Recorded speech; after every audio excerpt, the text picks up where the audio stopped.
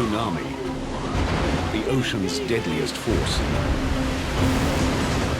Giant waves with immense power.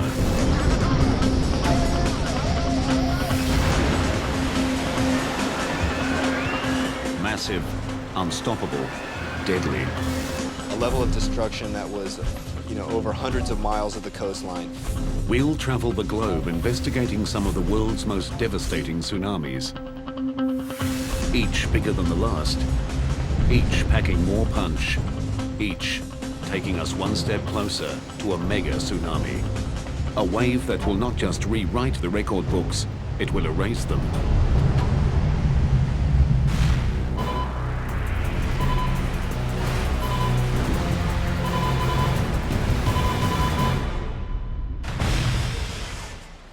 No coastline on the planet is truly safe from tsunamis. They're caused by massive displacements of water, triggered by the Earth's most powerful forces, earthquakes, landslides, and volcanic eruptions. As long as we have earthquakes on Earth and landslides, the various phenomena that create tsunamis, we're going to have tsunami waves. It's just a matter of time when the next one strikes. Tsunamis are dramatically different from the typical waves that constantly sweep across the planet. They can travel faster than 800 kilometers per hour. They can stretch for thousands of square kilometers across the ocean's surface. It's a good 15, 20 feet tall. Easy. They strike with huge mass and terrifying velocity. The most common method of gauging their height is run-up, the wave's highest point of impact on land. Each tsunami profiled here has a higher run-up than the last. Over 100 major tsunamis have struck in the past 100 years, killing hundreds of thousands and destroying billions of dollars of property. But they are not the biggest tsunamis to strike the planet. Scientists have found startling evidence that even larger waves have occurred in the past, mega tsunamis. These things have been described as culture-ending events. Experts believe that a mega tsunami lies in our future. To understand its power, scale, and potential, we'll first investigate 5 of the most destructive tsunamis of the past 60 years. Each has its own character, each has its own story, each brings us closer to a mega disaster.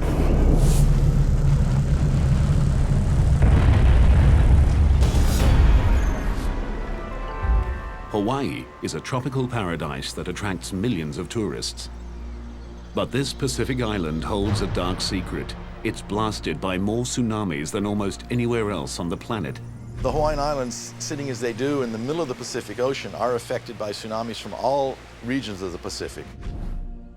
The Ring of Fire is a volatile fracture zone surrounding the Pacific Ocean plate. 90% of the world's earthquakes occur here. Earthquakes are the most common cause of tsunamis, which is why Hawaii gets hit often and from all directions. Destructive tsunamis struck here in 1837, 1868, 1877, 1923, 1946, 52, 57, 60, and 64. This makes it the unofficial tsunami capital of the Pacific. 2:28 a.m., April 1st, 1946. A magnitude 8.1 earthquake rips through the Aleutian Islands off the coast of Alaska. A huge stretch of the ocean floor is uplifted, displacing the entire column of water above it. A massive pulse of energy propels a wall of water, a tsunami, towards Hawaii at nearly 800 kilometers per hour.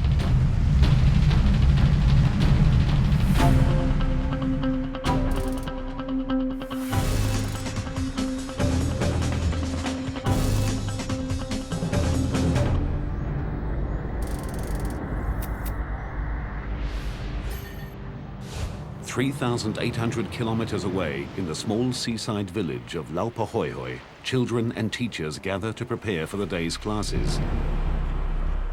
Marsu McShane is one of the teachers.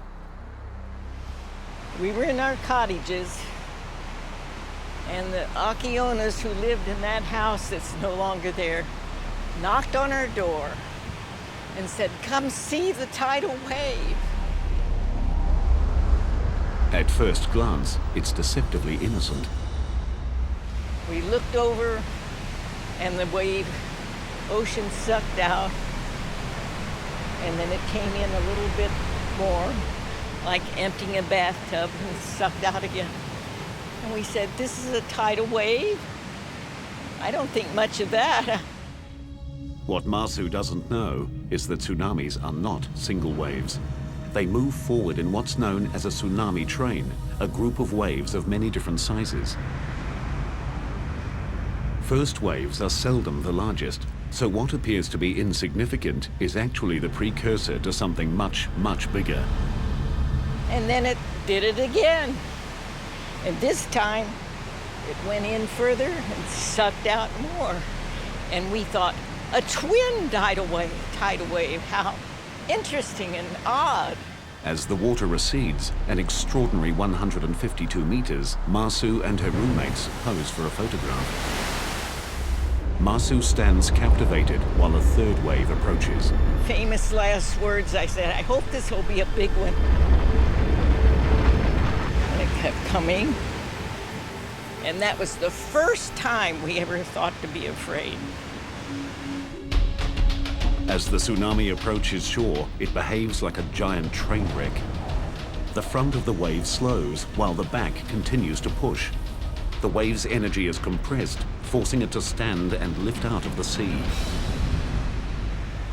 This got bigger, and so we dropped the camera, ran inside. I can remember the water just crashed in the windows. The roof fell down. The wave tosses Masu like a rag doll, at first in towards the school, but then suddenly out towards the sea. And I knew I was gonna die. Masu spends the next 9 hours clinging to debris before finally being rescued. She is the only lucky one. All of her roommates perish. At the school, 16 children and 5 teachers are lost.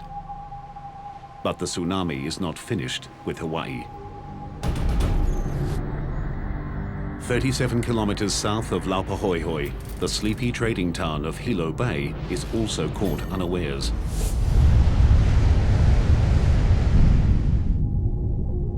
Here, the tsunami destroys nearly 500 homes and businesses, kills 96, and injures hundreds.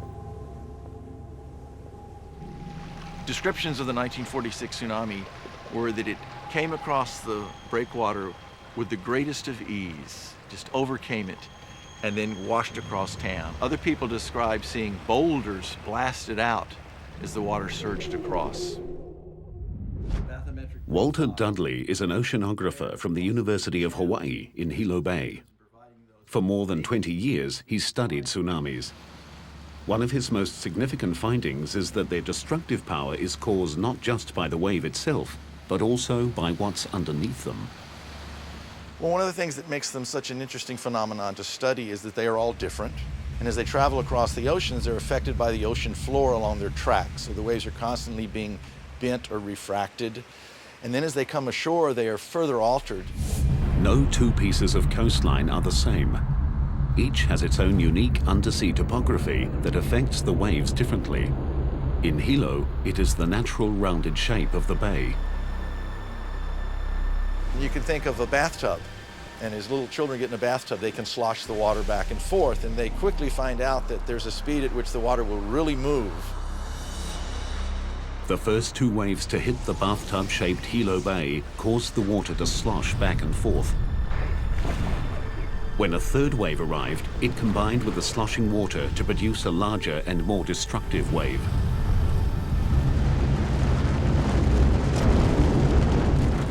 It pretty much wiped out everything that was on the ocean side of town. In the main parts of downtown, it picked up the railway and it twisted the railway rails into pretzels. The 3rd wave reached a run-up height of 9 meters. It destroyed most of the foreshore of Hilo Bay. But less than 15 years after the 46 disaster, Hawaii would again be hit by a deadly tsunami. A wave bigger than the last that would defy logic and bring Hilo to its knees once more. On May 22, 1960, the largest earthquake in recorded history ruptures the Earth's crust off the coast of Chile. 1,000 kilometers of the ocean floor is violently thrust up 20 meters, spawning a monster tsunami. It's so huge and powerful that it crosses the entire Pacific Ocean, slamming into Hawaii on the way.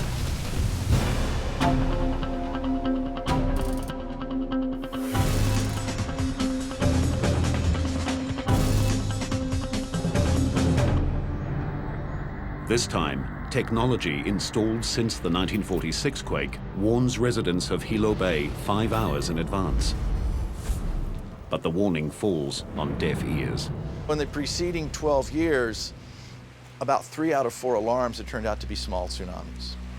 So instead of inspiring fear, let's get away from this potential disaster, I think it inspired curiosity, because it is a fascinating phenomenon. Let's go down and watch.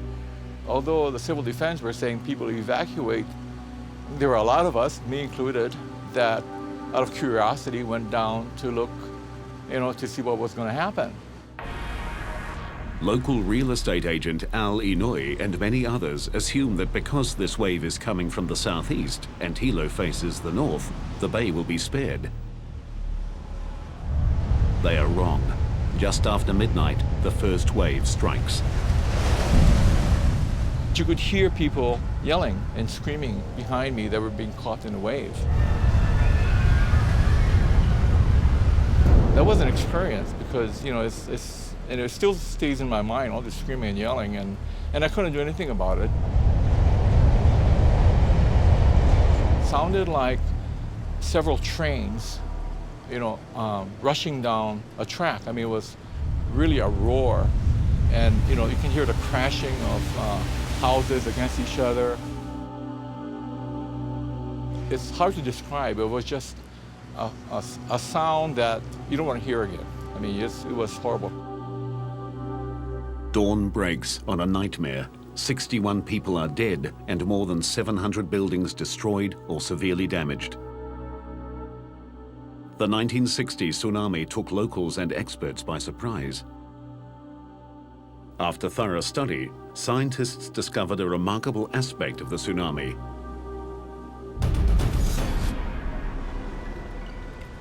As the wave reached the shallow water off the southeast coast of the island, the middle of the wave slowed, while the outside of the wave kept moving, causing the wave to wrap around the island.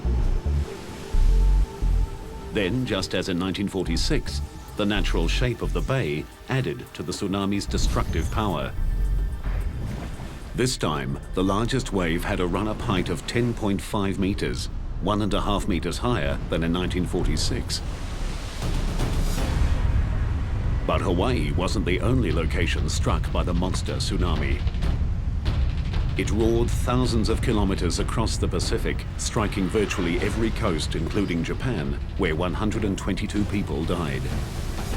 Tsunamis have an incredible amount of energy, and as they travel across the ocean, they use up very, very little of that. It's when they come ashore that all that energy is unleashed. The 1946 and 1960 tsunamis gave scientists new insights into the complex behavior and ocean-crossing power of these giant waves. But when a local tsunami hits Japan, it strikes with larger and more powerful waves than the 46 and 60 Hawaiian tsunamis combined. And there's no time to evacuate. And later, a tsunami that combines sudden impact with awesome size, a mega disaster. The 1946 and 1960 Hawaiian tsunamis had run-up heights of 9 and 10.5 meters. Shaped and intensified by the ocean floor and coastline, they smashed the island communities with unexpected force. But there's another tsunami hotspot where a larger and more deadly wave struck without warning. Second only to Hawaii, Japan is the most tsunami-prone location in the Pacific. The Japanese have been hit so many times by these giant waves that they created the word tsunami, meaning harbor wave, to describe these terrifying events. These waves can come from as far away as Chile or as close as 80 kilometers offshore. The locally generated tsunamis pose the greatest danger. They strike within minutes of being formed and with awesome power.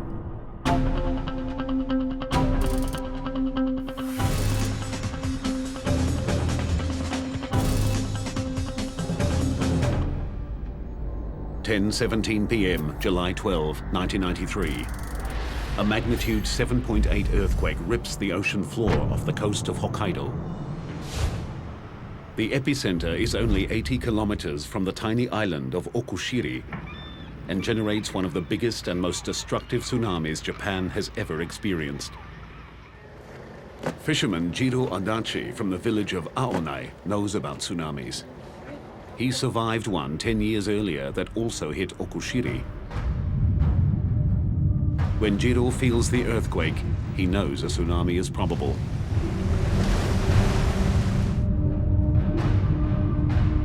He quickly evacuates his wife and children from their seaside home, sending them to higher ground in the car while he shuts off the gas. He moves swiftly, but not swiftly enough. Just 4 minutes after the quake, the first wave hits him with overwhelming force as it surges to an incredible 15 meters. It started to pull me back into the sea. I held on to something and thought that I must run to the mountain. Somehow, Jiro manages to find firm ground. He flees to the safety of a nearby hill. In a few terrifying minutes, the tsunami destroys 80 houses and fishing shacks. But the danger is not over. Out of the darkness, a second wave strikes. Homes, boats, cars and trucks, spared by the first wave, are smashed to pieces. Fires erupt as gas pipes burst. Aonai is under siege. Jiro and other survivors rush to the waterfront to help the injured. We heard people shouting for help. They were calling, "Help me, help me." I heard a lot of voices, women's voices and children's voices. Suddenly, amidst the cries for help, Jiro hears something that chills his heart. Suddenly I heard a familiar voice between wave breaks, so I shouted, "Achan, is that you, Achan?" And then I heard, "Daddy." I heard that from the darkness. His young daughter is somewhere in the raging sea. As Jiro's family fled, the tsunami's first wave rolled their car and hurled them into the ocean. Jiro dives into the turbulent waters.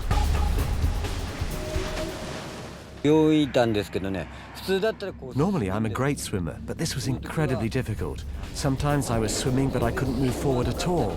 And other times I'd suddenly be pulled backwards by the sea. Miraculously, father and daughter make it to shore. 7 hours later, the Coast Guard finds Jiro's wife and son kilometers out to sea, clinging to debris. As dawn breaks, the tsunami's power becomes horrifically clear. Large parts of Aonai are completely flattened. Fires continue to rage, and most of the fishing fleet is lost. Across the island, 437 houses are destroyed and more than 800 severely damaged. 198 people are dead.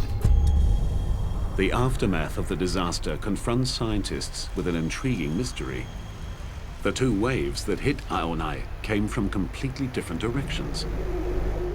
The first wave of the tsunami came from the west area where the seismic center was, and it attacked only the low part in the south area of Aonai. But the second wave came from the east, away from the tsunami's source. The second wave came in just 10 minutes after the first, and it attacked all of this area of Aonai.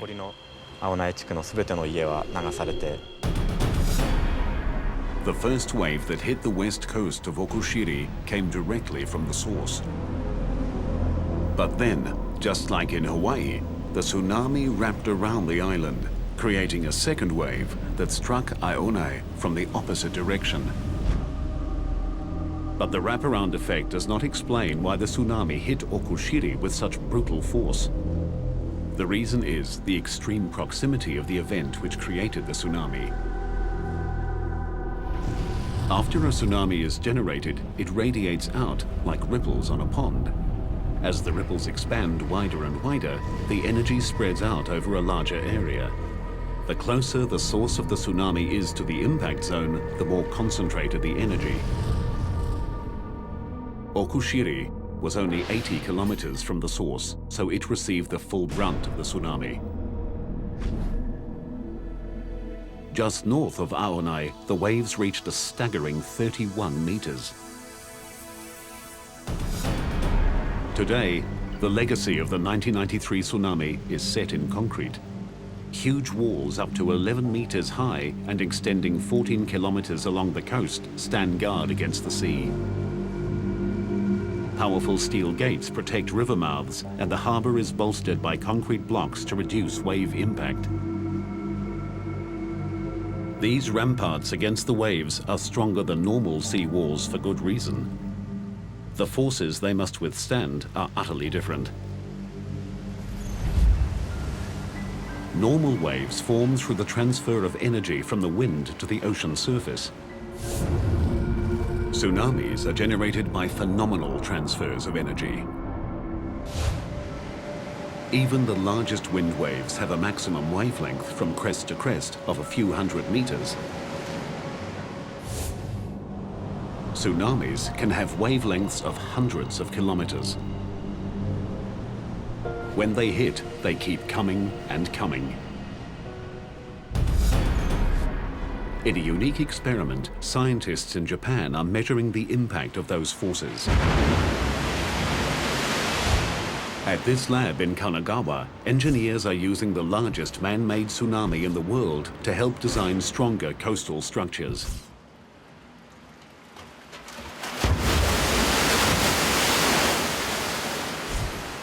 This machine can generate waves more than 3 meters high, propelling 300 cubic meters of water down a 180-meter long chute. The best thing is to know the characteristics of the power of tsunami in each situation and build buildings according to those characteristics. Taro Arikawa leads a team that measures the power of tsunamis under controlled conditions. This tsunami is only 2/3 of a meter high, but it strikes with 1 ton per square meter of power. To demonstrate what that kind of power can do, Arikawa puts himself in the wave's line of fire. Without the rope and harness, he'd be swept away by this miniature tsunami. Bigger tsunamis are even more powerful. This 2.4-meter wave hits with the force of 10 tons per square meter. Even after the initial impact, it continues to surge forward with a sustained pressure of 4 tons per square meter. The tsunami in Okushiri was much higher and hundreds of times more powerful. Scientists here believe their studies will translate into stronger and better engineered structures, capable of withstanding tsunami strikes. Once we can reduce the power, the reduced destructive power of tsunami coming ashore would not cause as much damage. The Okushiri event shows how destructive a local tsunami can be. It strikes with undiluted power and too quickly to respond. But that disaster was eclipsed by a far bigger and more deadly tsunami. A wave generated by an earthquake so powerful it moved the entire planet. A wave that takes us one step closer to a mega disaster. The tsunami that hit Okushiri, Japan, came from just 80 kilometers away and reached a run-up height of 31 meters. It killed 198 people and destroyed most of the fishing village of Aonai. But it pales in comparison to the deadliest tsunami of modern times.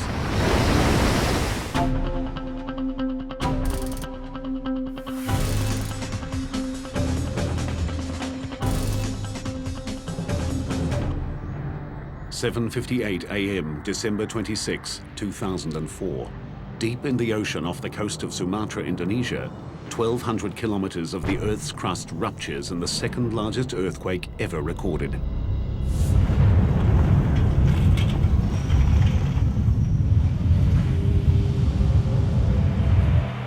The 9.3 quake shatters buildings and destroys lives. But it is just a forerunner of an even more horrific disaster.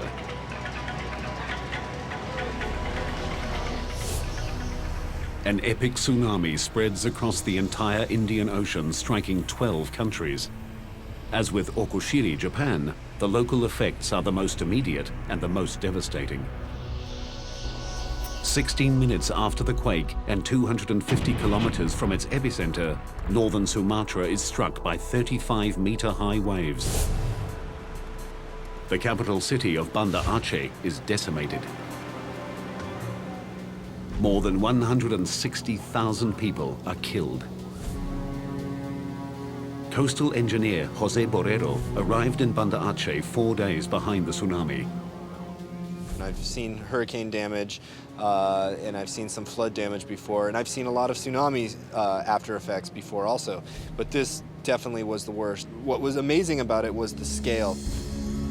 70% of all buildings in Banda Aceh are flattened. More than 70 kilometers of coastline show evidence of wave heights above 30 meters.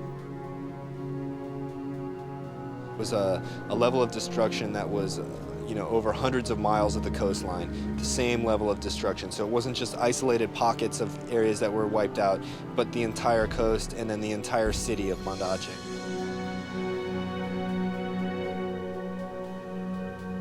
An hour and a half after Banda Aceh is leveled, the tsunami strikes Thailand.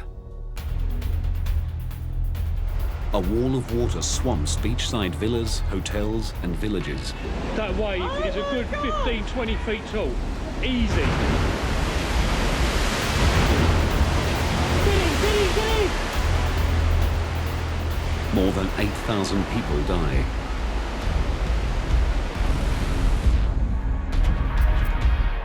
(2,000 kilometers to the west, on the island nation of Sri Lanka, 100 billion tons of water surges inland, killing 35,000 people and leaving another 500,000 homeless.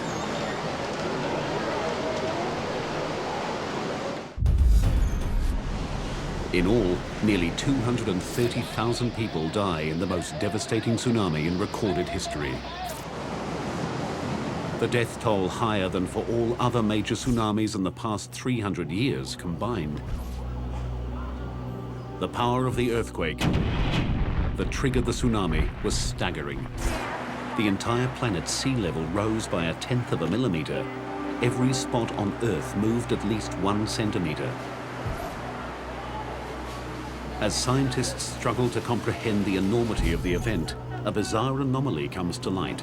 One that took an additional tragic toll.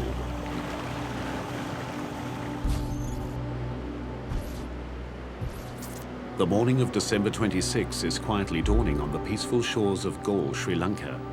British tourists Camilla and Dominic Welby are sleeping in their beachside bungalow with their 11-year-old son, Hector. Suddenly, Dominic is wakened by a strange noise. I went outside onto the veranda and I noticed that the water, which should have been at low tide, was up against the wall of the garden. What Dominic is seeing, without realizing it, is the first sign of the tsunami. At the point of its creation, the bottom of the tsunami, called the negative wave, went east towards Thailand and Indonesia, while the top, called the positive wave, went west towards Sri Lanka. When the bottom of a wave arrives first, gravity sucks the water out, lowering the sea level. When the top of a wave arrives first, it comes like a flood. This is what the Welbys are experiencing. I didn't know what it was. And at that moment, the floor exploded. The tsunami rushes in, destroying the bungalow. The force of the water was phenomenal. You know, to be exploded out of your bed, you know, to feel a piece of furniture just be thrown up into the air and to be thrown off it and to have to jump it's just very weird. And to then be sucked out and tossed around like being in a washing machine. The couple grab their son and scramble into the bathroom. With each wave, with the intensity of each wave, it would fill up the shower cubicle completely. We would be swirling around underwater, trying to, regain our purchase on whatever we could find. As the waves continue to pound, the concrete walls of the bathroom begin to crumble. Hector is trapped under a large piece of concrete, struggling to keep his head above water. The idea of your child dying before you it's nothing worse. A third wave surges over Hector's head. He's seconds from death. But instead of drowning him, miraculously it lifts the concrete slab off his foot and releases him. The wave that's caused so much death in this one instance is life-saving. But mostly, the peculiar behavior of tsunami waves proves deadly. Surging forward and sucking back, billions of tons of swift-moving water carry a dangerous mass of deadly projectiles, broken timber, glass, metal, and vehicles. The third wave turned Galle into one of the hardest-hit areas in the nation. As the people of Sri Lanka struggle to recover, tsunami scientists like James Goff arrive in the devastated nation. One of the really difficult things when you go into these areas is you are going there because you have a mission to learn about the tsunami from a scientific point of view. It's very important to learn these things, and yet there is the human tragedy going on around you, and it's very difficult to isolate yourself from that human tragedy. Amidst the horror, Goff and his colleagues discover the oddity of the third wave. So there's Galle quietly sitting there, recovering from being hit by two waves and then bang. How and why the Galle area was hit by this third wave intrigued experts. Where did it come from? The first clue in the mystery was uncovered by looking at a global map. Sri Lanka is directly in the line of fire of the tsunami. Sri Lanka was basically staring down the barrel of a loaded gun in a way. The second clue came only after careful analysis of the tsunami's unique behavior. So the tsunami wave goes all the way past Sri Lanka, heading off to the east coast of Africa. But on the way, whack, it hits into the Maldives, and a lot of the energy is reflected back from the Maldives, and the first place that hits is Galle. The tsunami was so powerful, its reflected energy carried a third wave 800 kilometers back across the Indian Ocean. In total, over 4,000 people died in the Galle region. The tragedy confirmed scientists' theories about the phenomenal reflective power of tsunamis. The Indian Ocean tsunami continues to provide scientists with complex and compelling new data, most of which is still being processed. It's really difficult to say right now what the Boxing Day tsunami taught us compared to what we didn't know before, because it's taught us so much. It taught us that we actually don't know a lot and that we have a lot more to learn. What the Welbys learned is that life is fleeting and precious. In appreciation for their survival and in recognition of the thousands that did not, they spearheaded a fundraising effort back home in England. To date, they've raised $25,000 for the people of Galle. Many mysteries about the Indian Ocean tsunami remain unanswered. One of the biggest questions is how the highest waves could possibly have reached a staggering run-up height of 35 meters. Far beyond what had been thought physically possible by an earthquake-triggered tsunami. But as huge as that tsunami was, it is not the biggest wave to strike in recent history. Landslides can trigger a different kind of killer wave, producing a tsunami of monstrous size. And scientists believe a mega tsunami looms in our future, a wave of such epic proportions that nothing like it has been seen since prehistoric times. The 2004 Indian Ocean tsunami unleashed a series of enormous and deadly waves that had run-ups of 35 meters.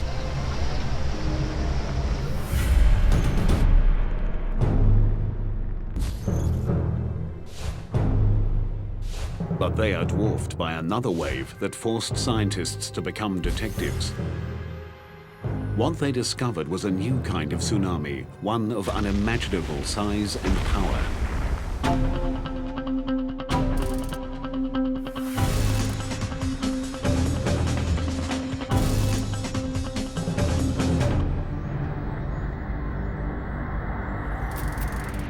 In a remote bay in southwest Alaska, a native legend tells of a beast that shakes the ocean and destroys those who walk its shores. In 1958, a local fisherman came face to face with that beast, a mysterious wave more than twice the height of the Golden Gate Bridge. The story of this incredible phenomenon began 5 years earlier, with 2 American geologists on assignment in remote Lituya Bay, Alaska. We were in the bay mapping the geology and primarily interested in the stratigraphy because of the oil potential of that part of the Gulf of Alaska. They didn't find any oil, but they did find one of the scientific mysteries of the century. George Plafka was one of the scientists. One of the obvious things you see when you're in that bay, if you're looking closely, is that the trees are of different ages as you go away from the shoreline. Plafka and his colleague noticed that a band of younger trees circled the entire bay hundreds of meters above the water. The scientists knew this dramatic change in vegetation meant a large-scale disaster had struck the area. But they saw no evidence of fire or avalanches. And so we speculated about what that could be and had all kinds of ideas about glaciers shoving forward very rapidly. The other was that there were submarine slides going on at some of the deltas along the margin of the bay, or that there was breakouts of large amounts of water up higher along the glaciers and then they flood down all of a sudden. We had everything except the right way, the right idea about how those waves could form. The geologists left Lituya Bay without solving their mystery. 5 years later, they got their answer. In 1958, Howard Ulrich takes his 8-year-old son, Howard Jr., on a fishing trip to Lituya Bay. So we went into our favorite anchoring spot and dropped our anchor and made supper, and finally about 9 o'clock we went to our bunks. An hour later, the boat starts shaking violently. An 8.3 earthquake centered 21 kilometers from Lituya Bay rips across the water. Howard and his son rush up on deck just in time to see the most amazing sight of their lives. It looked like a big explosion, like you've seen big explosions in the water on TV. That's exactly what it looked like. What happens next defies the imagination. As the spray started to settle down, out of the bottom of it came this huge wave. I would say that the wave was close to 1,000 feet high at that time, the actual wave. Traveling at an estimated 112 kilometers per hour, the liquid mountain is charging straight for Howard and his son. Just coal black and full of logs, just straight up and down. It was actually a pretty horrifying looking sight. I just thought, this is the end. There's no way you're going to get out of this. In a desperate attempt to keep control of his boat, Howard turns on his engine and drives directly into the beast. started pulling all the anchor chain out, and when it got to the end of the chain, I thought it was going to pull the bow of the boat under, but it snapped that chain just like it wasn't even there. The giant wave lifts the tiny boat high into the air. And I looked out over the stern of the boat, and we were looking down on the trees, and I figured that's where we were going to end up. Unbelievably, their boat rides up and over the wave, and the Ulriches land back in the bay unharmed. 2 other vessels and their 4 occupants are not as lucky. This incredible footage was filmed the next day. Everything in the wave's path is destroyed, no trees are left standing, and most soil is ripped off down to bedrock. The run-up height of 1,740 feet is the world record, I think, for anything that's happened in historic time. And it was, it's 500 feet higher than the Empire State Building. That's pretty big. The earthquake felt by Howard triggered a massive rock slide, sending 30 million cubic meters of mountain hurtling into Lituya Bay. The debris slammed into the water, creating the giant wave. It just swooped down a very steep slope and ran out into the fjord and basically forced all the water out of that little arm in front of the glacier and shot it up over the ridge that was on the other side. One mystery remained. The amount of water displaced exceeded the amount of land that fell into the bay. It took 42 years to solve this mystery. Scientific models determine that the rapidly moving landslide created an air pocket behind the wave, preventing the water from sloshing back. The force of the air pocket combined with the size and weight of the landslide shot the water out of the bay like a missile. It would be the same as if you took a paddle and ran it down, pushed into the water full speed at a high velocity, just push all the water right out. The effects of the giant Lituya Bay wave remain clearly visible today. The event rewrote the history books and changed our understanding of tsunamis forever. Landslides can and do produce waves far larger and more destructive than ever thought possible. Lituya Bay's desolate location limited the damage caused by the giant tsunami. But should an even bigger landslide-generated wave strike a major city, the result will be a mega disaster.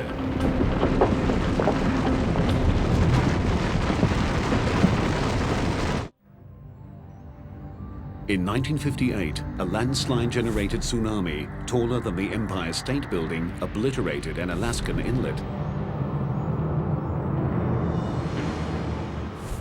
It was a devastating display of nature's power.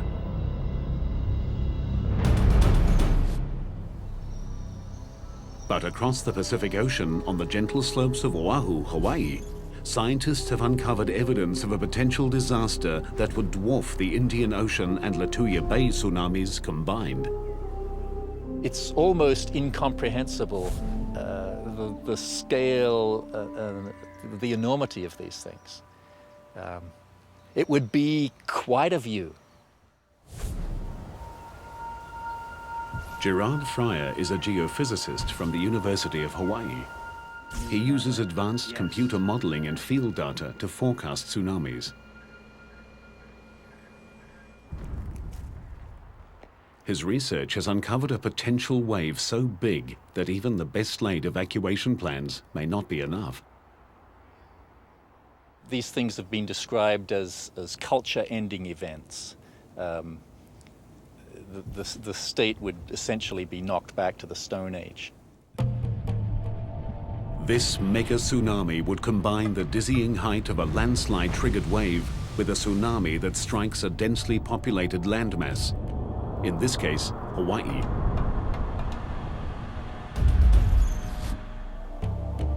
On the island of Oahu, locals and tourists alike flock to the sea, soaking in the perfect climate and idyllic lifestyle of one of the most iconic coastlines on the planet.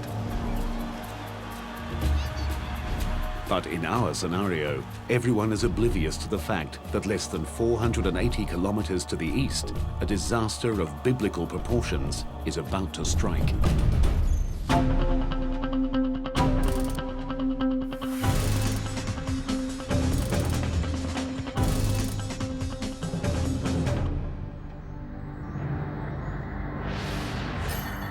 The mega disaster is triggered by the eruption of the world's largest volcano, Mauna Loa, on the big island of Hawaii.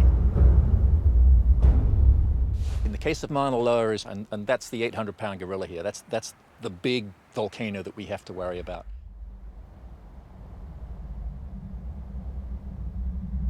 As Mauna Loa is preparing for eruption, the southwest rift zone of Mauna Loa inflates with magma. The entire mountain swells, which means that the outer slopes get steeper. There are probably a succession of small earthquakes, and then maybe a big earthquake that shakes loose this very steep western flank of the volcano.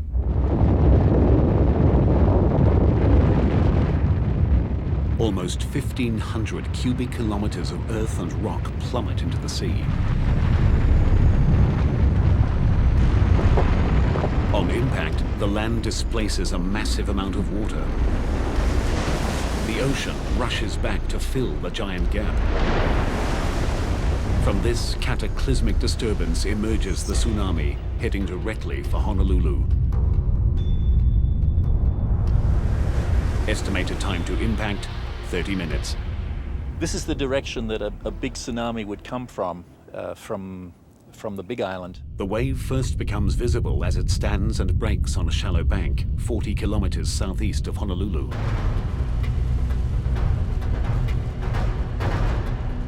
You'd see the sea rear up in front of you. It would be huge. It would rise up above you the size of a building, the size of a 10-story building. Surging inland at up to 70 kilometers per hour, the tsunami slams Honolulu.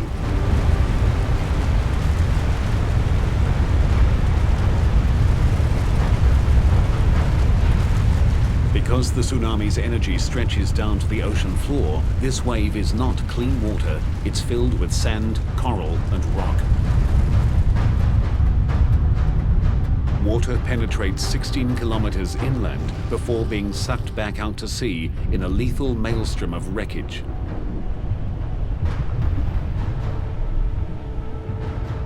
It annihilates nearly everyone and everything in its path.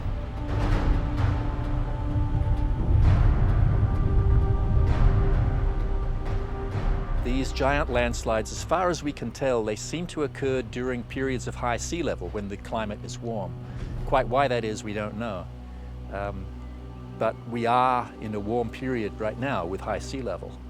So we should expect something like this within the next 10 or 20,000 years. As the unofficial tsunami capital of the Pacific, Hawaii is preparing for the future. Scientists continue to develop a global network of warning systems based on real-time seismic analysis and deep-sea wave sensors. Alarms will sound as soon as 90 seconds after the initiation of even a small tsunami. Tsunamis are global-sized events with global ramifications. They combine the almost unlimited power of the Earth with the gargantuan might of the sea. They are a humbling reminder of the transience of man and the awesome strength of nature. While scientists learn more about tsunamis, engineers build stronger coastal barriers, and experts implement improved warning systems, individual vigilance remains essential. And you see the water withdrawing, strangely, curiosity shouldn't compel you to go down and see what's going to happen next. The alarm bell should be going off. It's something that we need to have embedded in our culture, in our knowledge base, and in our education so that we know what to do when the next tsunami happens. Not if, it's when. It's something we need to learn to live with. As long as we continue to have the phenomena that create these giant waves, we will continue to have tsunamis. It's just a matter of time before the next one strikes.